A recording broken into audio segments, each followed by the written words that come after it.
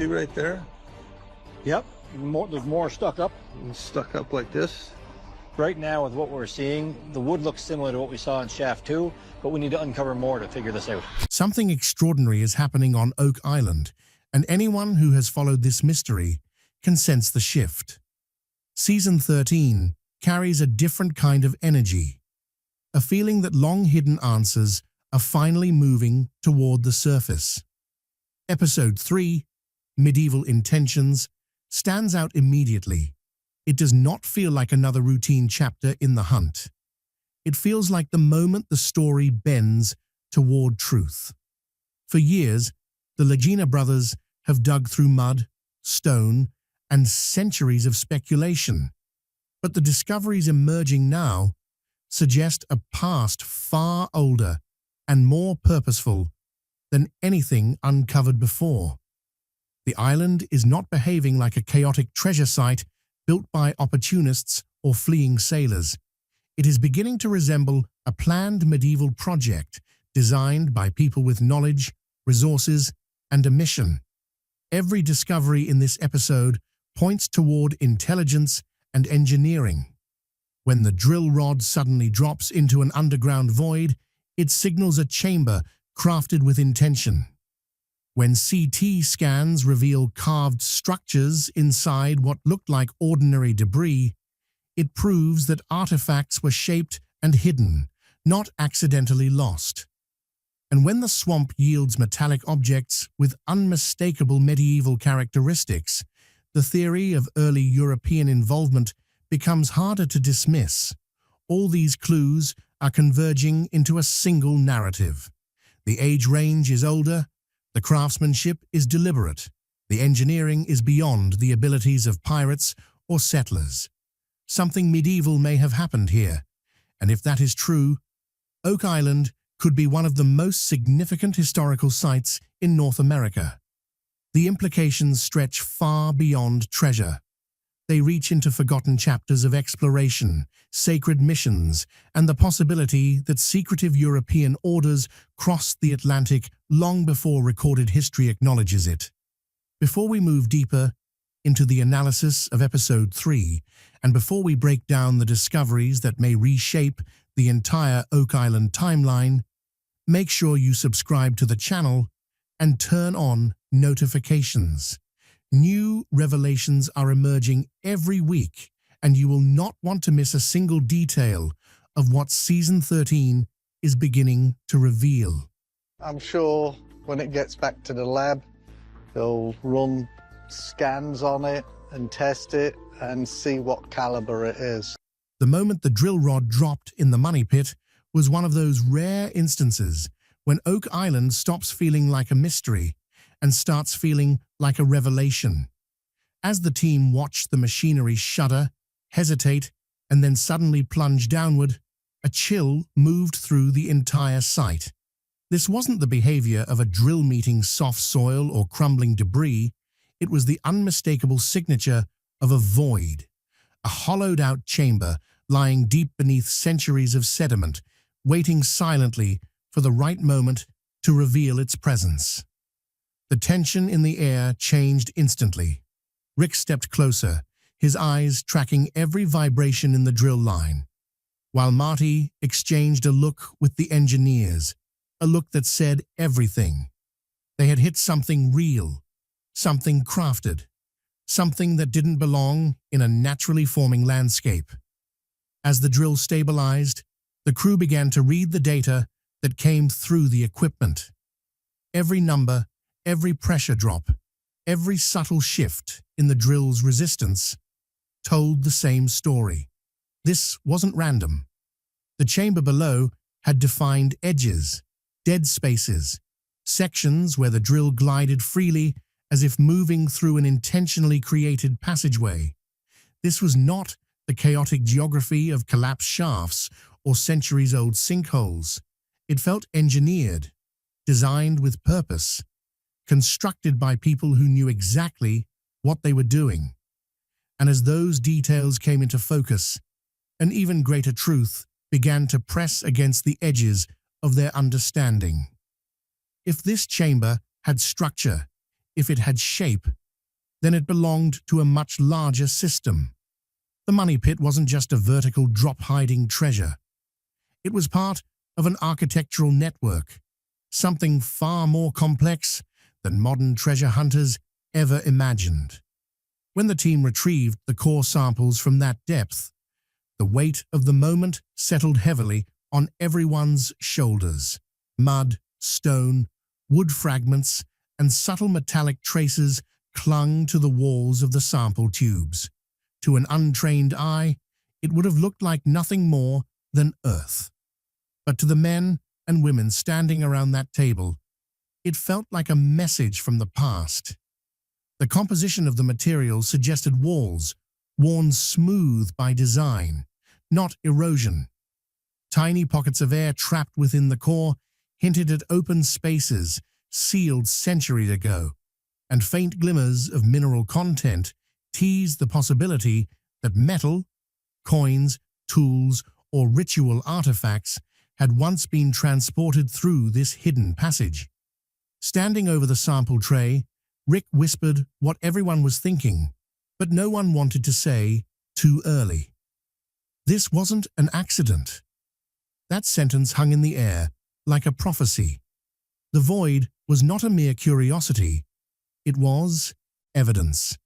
Evidence that the underground system beneath Oak Island might have been built long before modern explorers, long before pirates, long before the age of colonial settlement.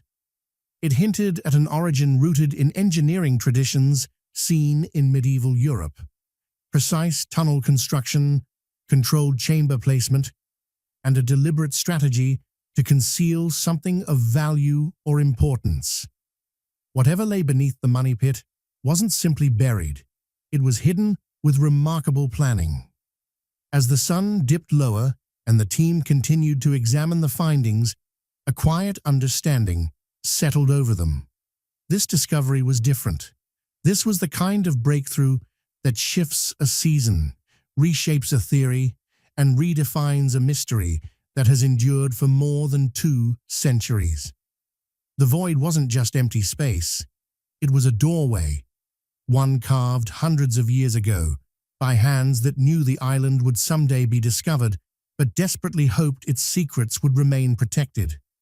And now, at last, the Laginas were staring at the first true opening into a past that was finally ready to speak. Deep underground, where the air grows colder and the light begins to feel ancient, the team's chemical analysis exposes something no one expected. Faint but unmistakable traces of silver woven into the sediment. At first, it seems impossible. Silver doesn't simply drift into the earth on its own. It has to be carried, buried, or lost through human presence.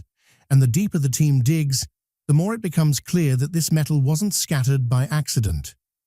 These traces are concentrated, layered in a way that suggests storage or transport. As if centuries ago, someone placed something valuable down here, something crafted, minted, or forged with purpose. The tests reveal the signature of medieval silver, the kind alloyed in a time when craftsmanship was sacred and every artifact carried intention. This isn't contamination from surface debris, nor is it geological coincidence. The patterns in the core samples hint at repeated movement, the kind left behind when objects were hauled through narrow shafts or lowered into confined spaces. Each streak of silver feels like a whisper from the past, pointing to activity that was deliberate, organized, and astonishingly sophisticated for the era these tunnels likely belong to. The more the experts study the samples, the more undeniable the truth becomes. Someone with knowledge far beyond simple treasure hiding operated here. Slowly, a theory takes shape, one far bolder than anything previously imagined. If silver is present this deep, in such a distinctive formation, then these underground passageways may not have been random traps or natural fractures at all. They might have been part of a system, a storage route, a transport channel, or even a protected vault. Something designed by hands that understood engineering, weight distribution, resource concealment, and secrecy. This level of intention changes everything. And in this moment, as the silver signals align with the earliest legends, the Legionnaires begin to sense that they are no longer chasing rumors of treasure. They are following the blueprint of a centuries-old operation built by people with advanced skills and a mission worth guarding at any cost. When the rocks and soil brought up as debris appear lifeless at first glance, the team places them in a CT scanner for a routine survey. But as the machine begins its silent rotation, a strange silence engulfs the chamber, as if an old story is about to reveal itself. The blurry patterns appearing on the screens initially make no sense. But as the resolution sharpens, the team is left stunned. What appeared to be mere broken stones from the outside reveals a completely different world within. The carvings appear there, geometrical, symmetrical, almost engineered, as if a craftsman had carefully shaped them, then inadvertently subjected them to the forces of time and soil. These patterns revealed in the scanner could not have been produced by natural erosion. Nature does not create such perfection, especially so consistent with such precise lines. These carvings are not straight, but follow a structured design, as if someone had already created a blueprint for the final form. Some shapes appear as if they could be primitive versions of mechanical components or part of a ceremonial artifact. And then there are those embedded cavities, tiny intentional recesses that signal a purpose. Someone created them intentionally as part of a system, with a vision.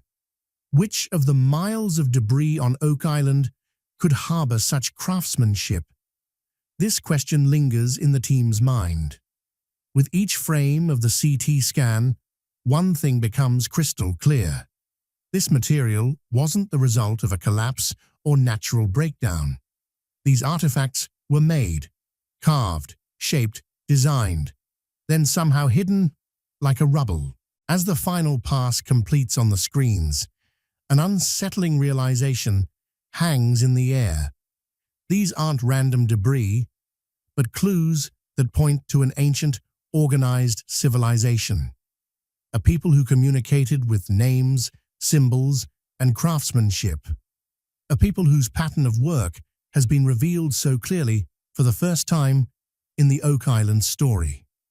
And as the team processes this discovery, looking at each other's faces, a silent agreement forms. If these stones could speak, perhaps they would reveal Oak Island's oldest secret. But now understanding them depends not on the scanner, but on the courage and depth of the team. The swamp, silent for centuries, comes alive the moment Gary Drayton's detector gives off a deep, resonant signal. The kind that doesn't whisper, but announces itself with authority. As he digs through the cold, black muck, the air grows heavier, almost as if the ground itself knows that something long buried is about to resurface. When the metallic edge finally breaks through the mud, it doesn't look like a typical farm tool, nor the scattered remnants of colonial settlement. Instead, the object carries a weight, not just physical but historical, a shape and texture that immediately speaks of an age far older than Oak Island's modern timeline. Wiping away the layers of silt, Gary feels the familiar rush of something extraordinary. The metal has a rigid symmetry, with carved ridges and tapering edges that don't match crude pioneer tools. Instead, it echoes the distinct aesthetic of medieval craftsmanship, the kind associated with the Knights Templar or the Order of the Hospitallers. The form suggests intention, not improvisation.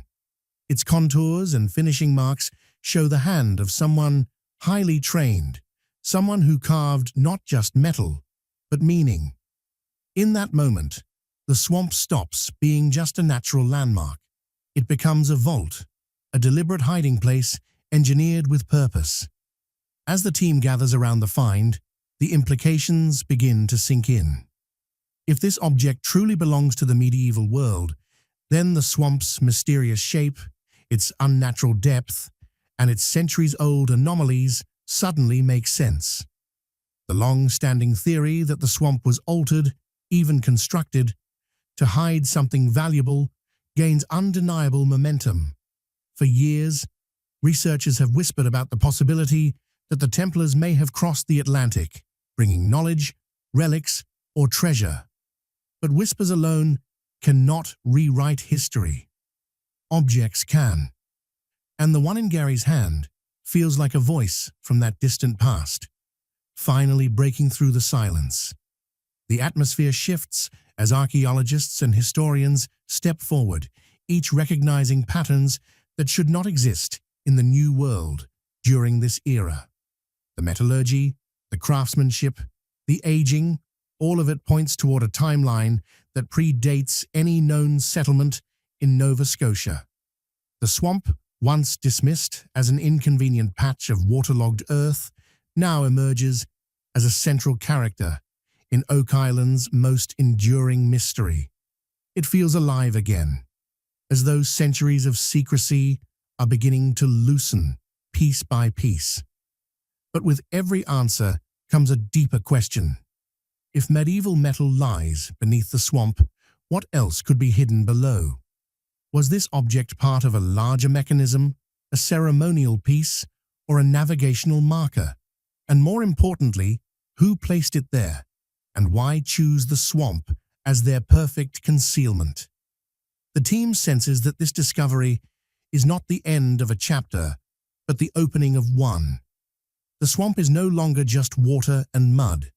It is a guardian, one that has protected its secrets for generations and is now, slowly, allowing the truth to rise. For years, Oak Island's discoveries felt like scattered fragments of a story too old, too distant, and too complex to connect. A medieval cross found where no medieval settlers should have been. Roman coins buried in soil that predates European arrival. Ancient pottery whose origins trace back to trade routes half a world away. And the mysterious Portuguese symbols carved into weathered stones beneath the island's surface. Each artifact stood on its own, strange, compelling, but isolated. Yet now, as the team examines the silver-bearing void discovered deep in the money pit, something extraordinary begins to happen. For the first time, the clues stop competing with each other. They begin aligning. It starts with the cross, that small but unmistakably medieval artifact whose design mirrors the religious emblems carried by European orders centuries before Columbus ever dreamed of crossing the Atlantic. At first, it seemed like an anomaly, a beautiful artifact with no context.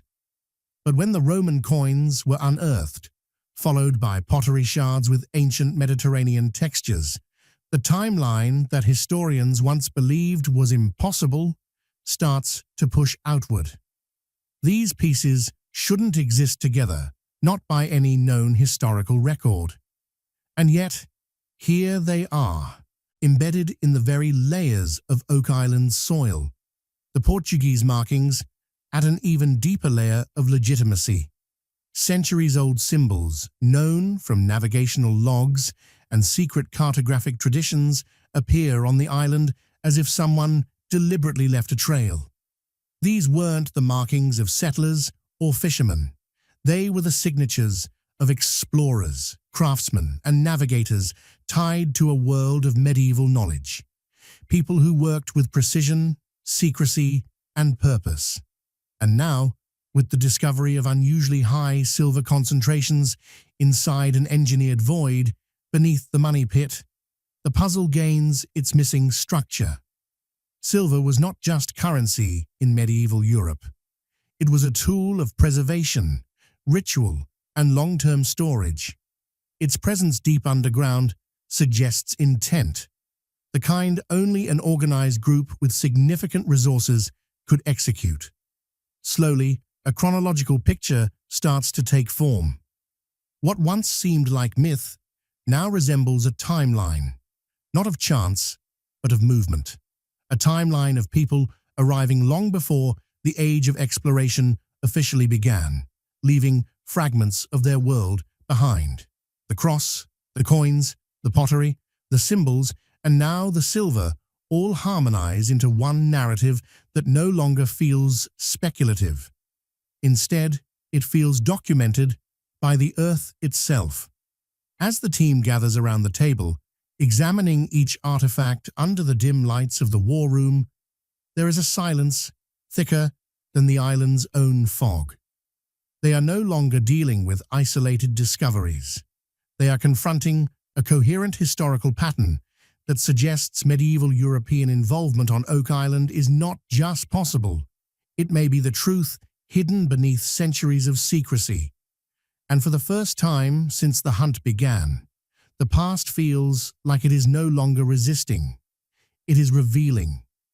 For generations, Oak Island has been framed as a place where someone hid treasure, gold, jewels, or forbidden riches sealed away beneath layers of traps and tunnels. But as new evidence surfaces, the very foundation of that belief begins to shake. Historians in the war room raise a theory so unexpected, so sweeping in its implications, that it forces everyone to rethink everything they believed about the island. What if Oak Island was never meant to hide treasure? What if it was designed to protect something far more important, not wealth, but knowledge? Suddenly, every artifact, every engineered structure, every strange anomaly across the island begins to fall into a new, almost haunting arrangement. The medieval craftsmanship in the swamp, the engineered voids beneath the money pit, the cross that echoes the orders of Europe, the ancient coins scattered like breadcrumbs.